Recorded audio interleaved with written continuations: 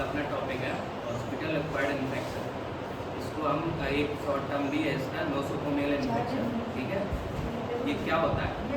जैसे हमारे पास कोई पेशेंट आया, वो यहाँ से कुछ ना लेके इन्फेक्शन ले गया। ठीक है, उसको कहते हैं नोसोकोमियल इन्फेक्शन। मतलब हॉस्पिटल से एक्वायर्ड इन्फेक्शन को हम कहते हैं नोसोकोमियल इन्फेक्शन। ठीक है, और ये किस तरीके से हो सकता है? दो सोर्स होते हैं इसके। एक होता है एंडोजिनस, कि पेशेंट अपने ही किसी चीज़ से इन्फेक्टेड हो गया, जैसे स्किन हो गया, ठीक है, नोज माउथ और कोई पेट का कोई इन्फेक्शन हो उसकी वजह से हो गया। ठीक है, और एक्सोजिनस होता है जैसे अटेंडर आ गए, ठीक है, गुटखा वगैरह खा के, किसी को टीबी हुआ। ठीक है, ऐसे कुछ पेशेंट भी होते हैं और कुछ पेशेंट केयर इक्विपमेंट भी होते हैं, मेडिकल डिवाइस भी होते हैं, ठीक है, जिनकी वजह से इन्फेक्शन हो सकता है। जैसे पेसमेकर लगाते हैं, बहुत से कार्डियोलॉजी यूनिट में पेसमेकर लगाते हैं। पेसमेकर का इन्फेक्शन करता है स्टेफाइलोकोकस एपिडर्मिडिस। तुमने सुना होगा, कोई एक बैक्टीरिया होता है, ग्राम पॉजिटिव बैक्टीरिया होता है, तो स्टेफाइलोकोकस एपिडर्मिडिस पेसमेकर पर ज़्यादा इन्फेक्टेड रहता है। तो ये कॉमन है मेडिकल जब पेसमेकर को इन्फेक्ट करता है। ठीक है, अब क्या इफेक्ट होता है इसका पेशेंट पे? पेशेंट की मॉर्बिडिटी, मोर्टेलिटी ये बढ़ जाती है। ठीक है, उसका स्टे लेंथ, जैसे सर बता रहे हैं सर की ज़्यादा दिन रुकना पड़ता है उसको, तो बीमार हो जाएगा, फिर से एडमिट हो जाएगा, बहुत दिन लगेंगे उसको। ठीक है, उसका कॉस्ट बढ़ेगा हॉस्पिटल में रहने का। ठीक है, और इससे क्या है, हॉस्पिटल की रेपुटेशन खराब होती है। मेन चीज़ यही है कि रेपुटेशन अगर हॉस्पिटल में ज़्यादा रुकना पड़ रहा है पेशेंट, एक तरीके से पेशेंट के दिमाग में हॉस्पिटल की रेपुटेशन बिल्कुल नील हो जाएगी। वो और 4 लोगों को बताएगा भैया उसमें तुम ऐसे कैसे करते हो। ठीक है, तो अब इसके रिस्क फैक्टर क्या है, किसको हो सकता है?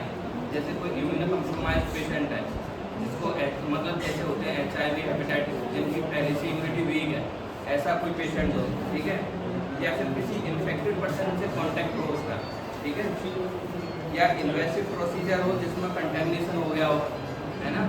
बहुत सारे मेडिकल डिवाइस में जो अच्छे से हैंडलिंग नहीं किया वो इन्फेक्टेड रहते हैं। या इनएप्रोप्रिएट एंटीमाइक्रोबियल यूज, मतलब एंटीबायोटिक का ऐसे यूज़ किया आपने, जैसे मोस्टली एंटीबायोटिक 3 दिन के लिए देते हैं। कोई नया स्टाफ है रनिंग में कर रहा है, जिसका रजिस्ट्रेशन भी नहीं आया है, ऐसे बहुत से मिलेंगे।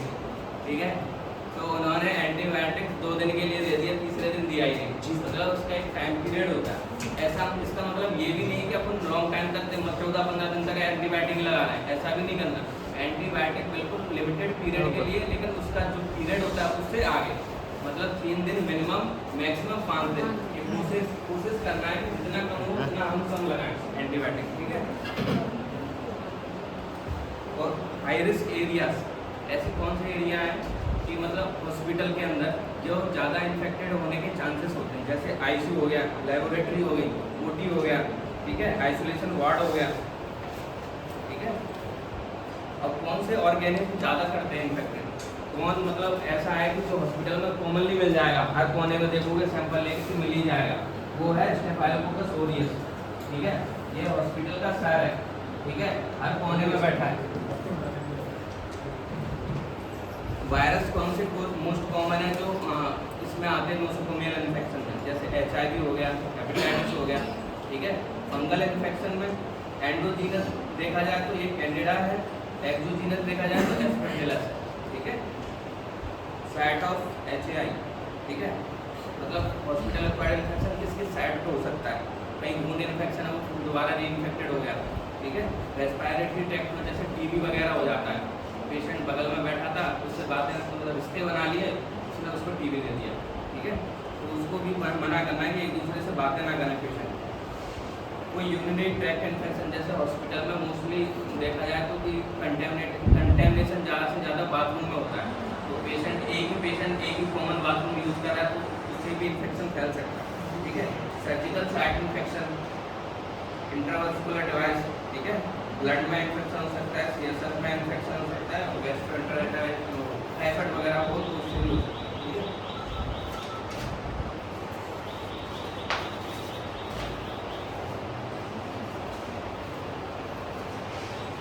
अब ये प्रोग्राम चलाए जाते हैं हॉस्पिटल इन्फेक्शन को कंट्रोल करने के लिए। ठीक है, तो उनकी पॉलिसी क्या होती है? पहली, मॉनिटरिंग ऑफ नोसोकोमियल इन्फेक्शन, जो कौन कौन करता है? माइक्रोबायोलॉजिकल सर्वेलेंस होना चाहिए उसका। ठीक है, इन्फेक्शन है कंट्रोल ऑफ आउटब्रेक, जैसे कोई आउटब्रेक हुआ उसका इन्वेस्टिगेशन और कंट्रोल करना करना पता होना चाहिए। वो करता है कौन? ये करेंगे मतलब आई क्या कौन है? आईसी इंचार्ज, ठीक है। इनकी ड्यूटी 24 घंटे की है। कभी भी इनको कॉल लगाने बोला जा सकता है कि कुछ प्रॉब्लम हुई है, कोई इन्फेक्शन ज़्यादा फैला जा रहा है। उनकी 24/7 की ड्यूटी है, ठीक है। प्रोवाइडिंग फैसिलिटी की हॉस्पिटल स्टाफ अच्छे मतलब जैसे इक्विपमेंट नए देना। हॉस्पिटल स्टाफ है उसको बेचारे को कुछ मतलब ऐसे इंस्ट्रूमेंट दिए जा रहे हैं जो पहले से इन्फेक्टेड है, अच्छे से उनको क्लियर नहीं किया तो बेचारा वो तो इन्फेक्टेड करेगा ही पेशेंट को। तो अच्छे से मतलब उनको चीज़ें देना है। ट्रेनिंग प्रोग्राम पर्टिकुलर शेड्यूल पर कंडक्ट करते रहना चाहिए, ठीक है। Making provision of for staff health activity, कुछ रूल्स बनाने चाहिए जिससे इन्फेक्शन कंट्रोल हो सके, ठीक है।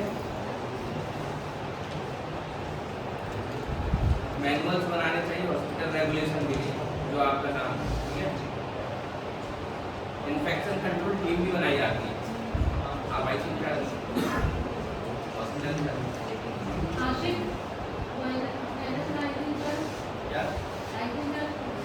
अभी हाल फिलहाल इसको बुलाया, लेकिन अभी एक वहीं से आएगी टीम वाले लेके आएंगे क्योंकि बहुत टिपिकल पार्ट है, बहुत टिपिकल पार्ट है। आई सी में सबसे ज़्यादा वो hospital infection control team committee होती है, इसको शॉर्ट फॉर्म में HICC बोलते हैं। इसके मेंबर 7 लोग होते हैं। पहला तो सर्जन होगा, ठीक है, वो मेन चेयरमैन होता है।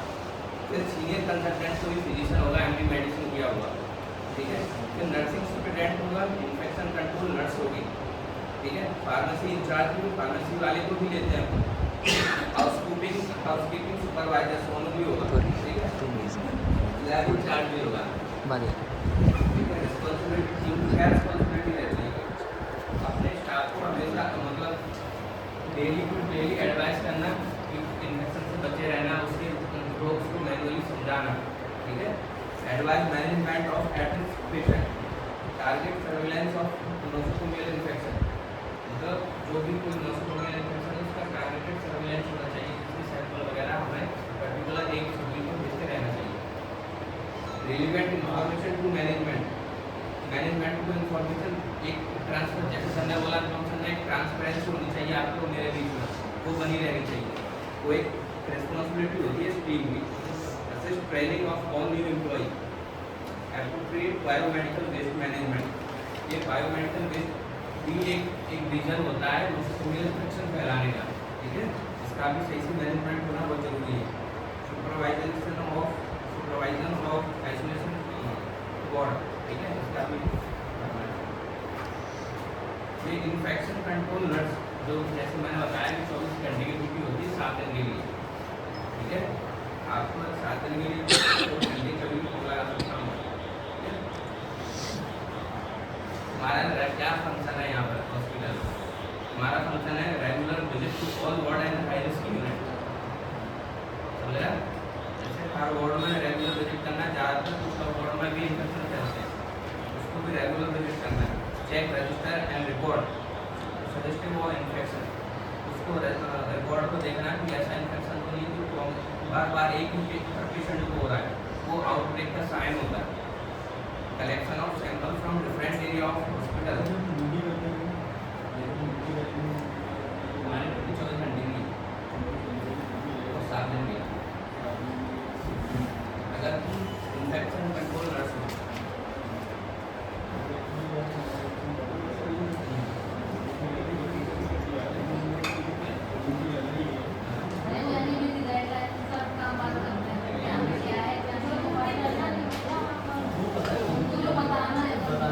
ऑन कॉल रहेगी यार ड्यूटी, कोई 24 घंटे तो हमें यहीं रहना है। कोई काम करता ही ना, हाँ इतना सीरियस तो रिकॉर्डिंग चल रही है। Check register and record suggestive of infection, ठीक है। Collection of sample from different area of hospital, registration, इसका रजिस्ट्रेशन होता है जो कि रूटीन इन्वेस्टिगेशन जैसा अपन ब्लड इन्वेस्टिगेशन करते हैं इससे बिल्कुल डिफरेंट होता है। इसका कल्चर वगैरह जो अपन भेजते हैं हॉस्पिटल का वो बिल्कुल अलग होता है। Daily visit to microbiology lab for result and make ऐसा लाइजन बनाओ माइक्रोबायोलॉजी लैब से अपने हॉस्पिटल से कि मतलब तुमको इन्फॉर्मेशन मिलती रहे मतलब टाइम टू टाइम, ठीक है। Compilation of ward wise facility wise and procedure wise statics of nosocomial infection, और स्टाफ को ट्रेनिंग देना है।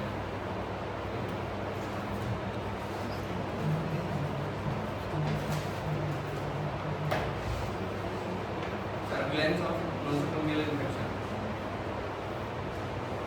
सर्विलेंस की बैठा है और मूल्य वगैरह है। आउटब्रेक इन्वेस्टिगेशन कैसे करवाओगे? रिकवरी से पहले पहचानना होगा ये आउटब्रेक है भी या नहीं है, कॉमन इन्फेक्शन है। इनकी पर्टिकुलर इन्फेक्शन और ऑर्गेनिज्म उनको मॉनिटर करना है कि कौन सा मॉनिटर, जैसे हमारा मोस्ट कॉमन ऑर्गेनिज्म स्टेफाइलोकोकस हो गया, उसको मॉनिटर करना है। इससे ज़्यादा पूछने को नहीं आ रहा, तो ऐसे अगर लगता है वैसे अपने सीनियर कंसल्टेंट को इन्फॉर्म करना है। Case investigation start with developing a case definition, identifying site pathogen affected by population, notifiable case. अगर ऐसा लगता है जैसे कुछ बीमारियां होती हैं, कोलेरा हो गया, टिटनस हो गया, ये ऐसी बीमारियां हैं जिनकी आपको एक अथॉरिटी को नोटिफाई करना पड़ता है। ऐसा नहीं कि हमको पता चलेगा हम पता करके सो गए, ऐसा नहीं करना।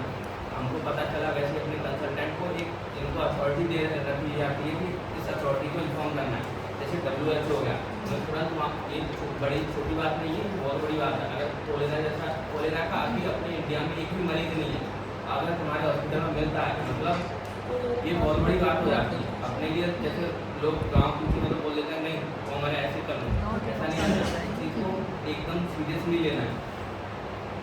कंट्रोल मेजर्स, इसको आप कंट्रोल कैसे कर सकते हैं? Outbreak,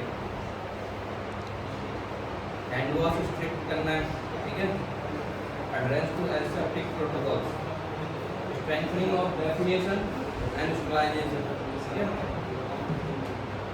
investigation of environment cleaning and hygiene.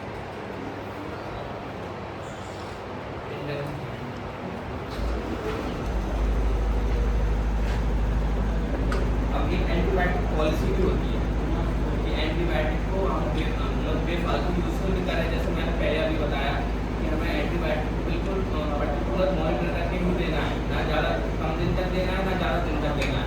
3 से 5 दिन मिनिमम हो सके, लेकिन 3 से कम दिन में ही मत देना, वरना एंटीबायोटिक रेजिस्टेंस हो जाएगा। उस पेशेंट को दोबारा वो एंटीबायोटिक फर्क नहीं करेगी, तो कोई असर नहीं आएगा उसको।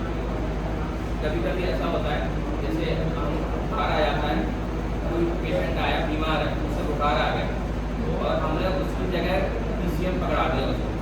कभी कभी ऐसा होता है कि हमने अगर हमें पता है कि हमने एक एंटीबायोटिक दी है तो बिल्कुल उसी बैक्टीरिया के लिए जो जिससे वो इन्फेक्टेड है, तो हमें एंटीबायोटिक की जरूरत नहीं पड़ती कभी कभी।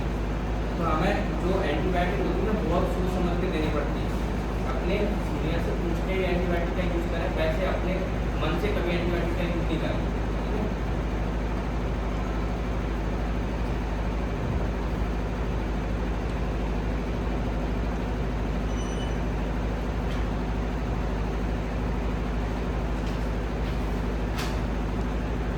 स्टरलाइजेशन क्या होता है? Complete destruction of microbe in any form of living, ठीक है। ये स्टरलाइजेशन की डेफिनेशन है। डिसइंफेक्शन की क्या है कि जो हमने स्टरलाइजेशन में किया उसका जो ऑर्गेनिज्म है उसका मल्टीप्लिकेशन को हम इनहिबिट कर दें, वो होता है डिसइंफेक्शन, ठीक है। एंटीसेप्सिस क्या है? Inhibit multiplication to living tissue only. ये नहीं कि आप जैसे हमने अपने हैंड वॉश किया तो ये एंटीसेप्सिस हो गया। अगर हमने कपड़ों को साफ किया तो ये वो नहीं हुआ, ठीक है। साइडेड ड्रग्स होते हैं जो बैक्टीरिया को किल करते हैं, स्टैटिक होते हैं कि उनके मल्टीप्लिकेशन को रोकते हैं। बायोसाइड क्या होता है? क्योंकि all the microbe including spores, spores एक ऐसी चीज़ है जो दस्त में मिलता है, ठीक है, और बहुत ज़्यादा इन्फेक्टेड होता है। बायोसाइडल कितना वायरसेस, ठीक है। Sanitation reduction in microbial load, microbe load बढ़ जाता है। जैसे अगर कोई ICU में चेक किया जाए, कल्चर किया जाए तो हर जगह स्टेफाइलोकोकस मिल जाएगा, ठीक है। लेकिन इसका मतलब ये नहीं कि वो हर पेशेंट को बीमार कर रहा है। तो कब करेगा? जब उसका माइक्रोबियल लोड बढ़ जाएगा तब वो इन्फेक्शन करेगा। तो वो माइक्रोबियल लोड को मॉनिटर करेंगे कौन? इन्फेक्शन कंट्रोल नर्स, ठीक है। ये सेप्सिस क्या होता है? पैथोजेनिक माइक्रो ऑर्गेनिज्म का मल्टीप्लिकेशन होता है, ठीक है। अब डिसइंफेक्शन कितने टाइप के होते हैं? ये 3 टाइप के होते हैं, प्रोफाइलैक्टिक, कंकरेंट और टर्मिनल, ठीक है। प्रोफाइलैक्टिक होता है disinfection water by chlorine pasteurisation of milk hand washing prophylaxis में आ जाता है कि हम उसको कंट्रोल करने के मेजर ले रहे हैं, ठीक है। Concurrent disinfection application of disinfectant measure as soon as possible after the discharge of infectious material from the body of infectious person. जैसे कोई डिस्चार्ज हो, जैसे हमने ब्लड लगाया, किसी को वेनुला लगाया, वेनुला नहीं लगा, ब्लड निकल आया, तो उसका बॉडी फ्लूइड है, अगर वो कंटेक्ट, जैसे हमने बोला HIV का पेशेंट समझ के काम करो, अगर वो इन्फेक्टेड HIV से, तो ये एक डिसइंफेक्शन उससे हमें बचने के लिए जो हम डिसइंफेक्शन का प्रोटोकॉल अपनाएंगे उसका टैग है कंकरेंट डिसइंफेक्शन, ठीक है। टर्मिनल डिसइंफेक्शन का application of disinfected measure after the patient has died and has ceased to be a source of infection। Patient मर गया, ठीक है, तो एक जब पेशेंट मर जाता है, डेड बॉडी कहीं सड़ती रहती है, तो एरिया एक बैक्टीरिया है प्लेग, उसके लिए बहुत हाई रिस्क हो जाता है, मतलब वहाँ प्लेग तो मिलेगा, तो उसको डिकंटेमिनेट करने के लिए, डिसइंफेक्टेड करने के लिए हम एक टाइप होता है, वो है टर्मिनल डिसइंफेक्शन, ठीक है।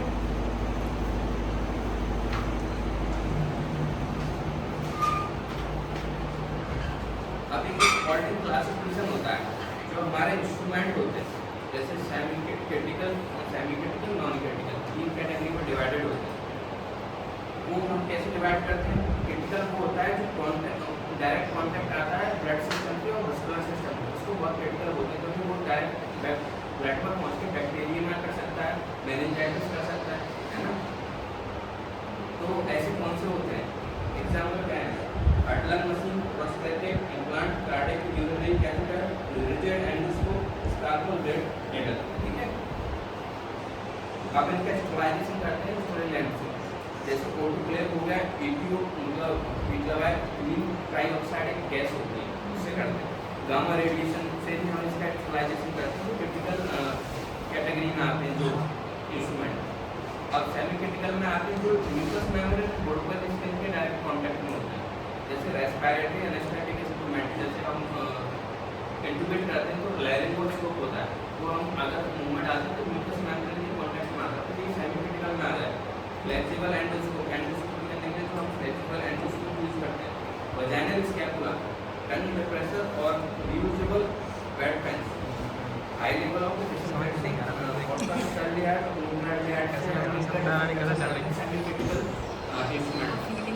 नॉन क्रिटिकल क्या होता है? जो इंटैक्ट स्किन के साथ आ रहा है, जैसे